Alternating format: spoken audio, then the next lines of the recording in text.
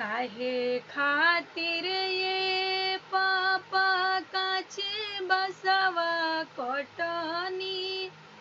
काहे खातिर चौक पुरास जी, काहे लागी ये पापा पियर धोतिया पेन्हनी, काहे ला करिला कन्यादान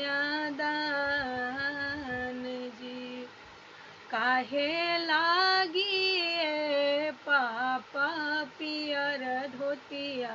पेन्हनी, काहे बैठवनी अपने पास जी, काहे लागी ये पापा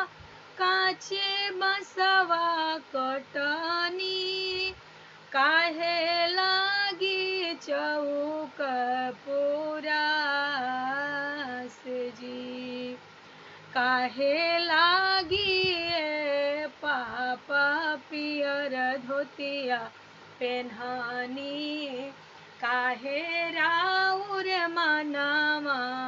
उदास जी, काहे लागी ये चाचा पियर धोतिया पेन्हनी, काहे राउर मनामा उदास जी, माड़ो लागी ये बेटी काचे बसवा कटनी, अरे तो बैठे लागी चौक पुरास जी, माड़ो लागी ये बेटी काचे बसवा कटनी, बैठे खातिर चौक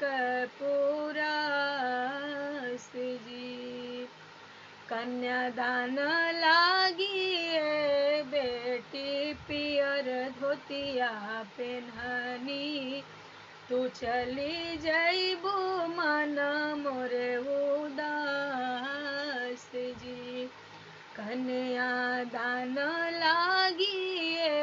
बेटी पियर धोतिया पेन्हनी, तू चली जइबू जियारा उदास जी, जानते तरही पापा धियावा पराया, काहे कैनी ये ताना दुलार जी, जानते तरही पापा धियावा पराया, काहे कैनी ताना दुलार जी, आताना दुलारवा कवनी भैया के करती, उहे लगैतन बेड़ा पार जी,